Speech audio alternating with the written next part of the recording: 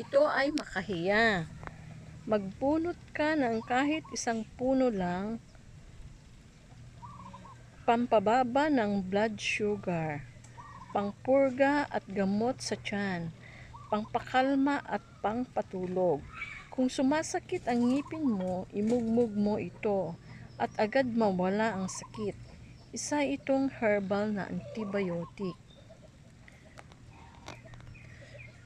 Ito yung kung hawakan mo, magtitiklop ang mga dahon. Ayan siya, oh. Titiklop. Pag magdidilim na, magtitiklop na mga dahon mga ito. Ito.